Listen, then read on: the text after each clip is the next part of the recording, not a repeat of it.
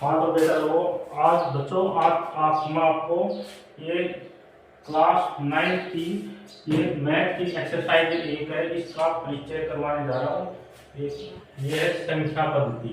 संख्या पद्धति तो इसमें क्या है कि प्राकृतिक संख्या नेचुरल नंबर, इसको कैपिटल एन से शो करते हैं। ये क्या होती है? ये संख्या 1 से लेके अनंत तक जितनी भी सारी संख्या है ये प्राकृतिक संख्या या नेचुरल नंबर होती है। इसी प्रकार ये पूर्ण संख्या को कैपिटल W से शो करते हैं।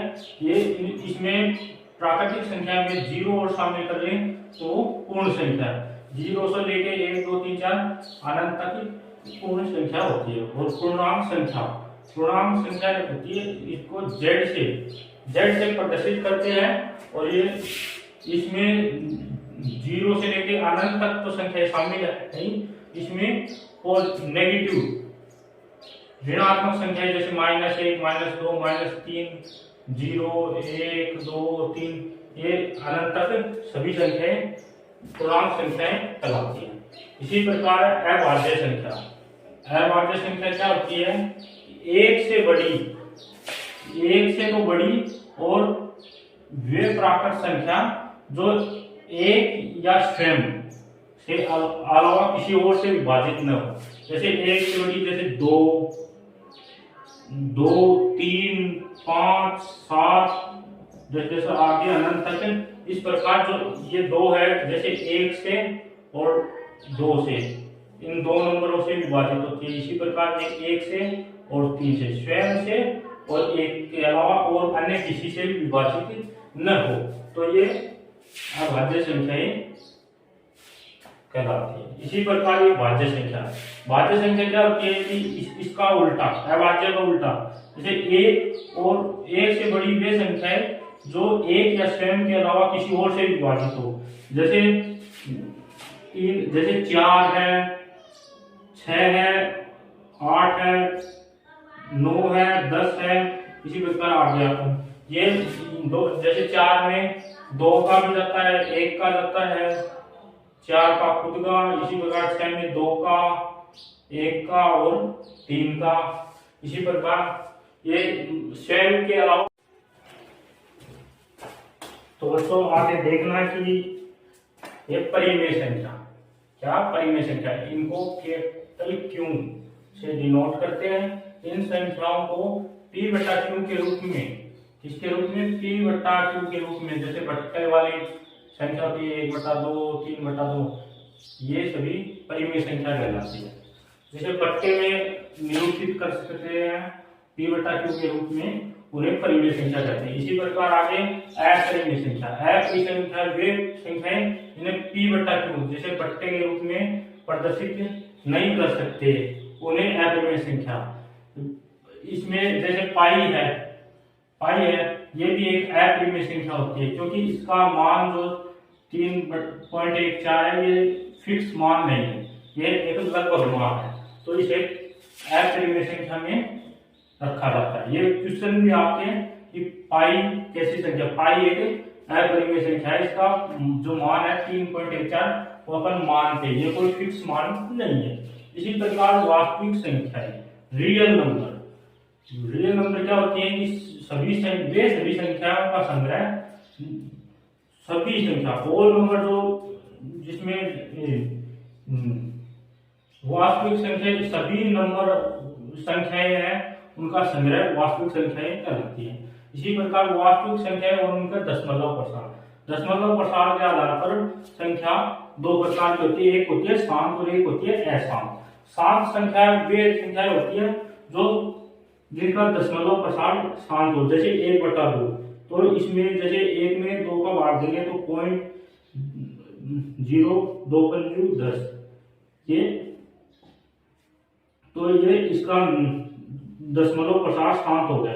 जैसे 0.5 0.2 इस प्रकार की संख्याएं ये 1/2 जैसे 1/5 ये इस प्रकार की संख्याएं शांत, जिसका दशमलव प्रसार शांत हो जाए, ये संख्याएं शांत दशमलव प्रकार की संख्याएं कहलाती है। इसी प्रकार अशांत अशांत में जैसे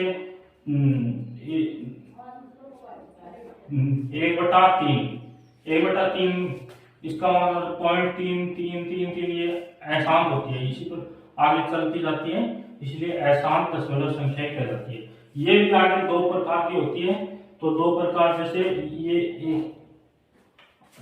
अशांत दशमलव संख्या ये दो प्रकार की होती है, जिसे एक तो होती है ये अनवसानी आवर्ती और एक होती है ये अनवसानी और अनावर्ती। तो ये क्या होती है, इसमें जो संख्या होती है जो बार बार सेम ही संख्या आती है, जैसे 3.3333, जैसे 1/3, इस प्रकार की संख्या अनवसानी आवर्ती कहलाती है। जैसे एक ही नंबर का बार बार आवर्ती बार बार दोहराव हो उसे अनवसानी आवर्ती। इसी प्रकार आगे देखना है कि ये घातांक नियम। घातांक नियम जैसे a की पावर m डॉट a की पावर n, इस प्रकार कोई भी हो तो इसका मान होता है a की पावर m प्लस n।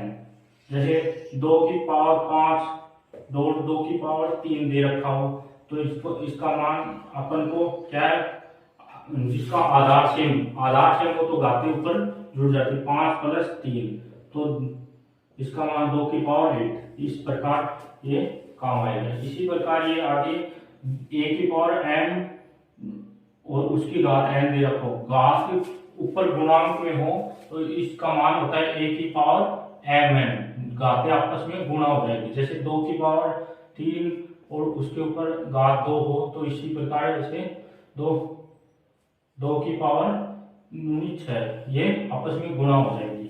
इसी प्रकार जैसे बट्टे में होगा और आधार दोनों का सेम हो, ये आपको जरूर देखना है कि दोनों का आधार सेम होना चाहिए। तो इसका मान जैसे a की पावर m और ये आप ऊपर जाके माइनस में a की पावर m माइनस n, जैसे 2 की पावर 3 बटा 2 की पावर 2, इस तरह की कोई संख्या दे रखी हो आपको तो इसका मान ये ऊपर 2 की पावर 3 और ये ऊपर जाकर माइनस में ये माइनस हो जाएगी, परंतु ये देखना दोनों का आधार सेम होना चाहिए, तो इसका आपस में 2 की पावर 1 इसका मान होगा।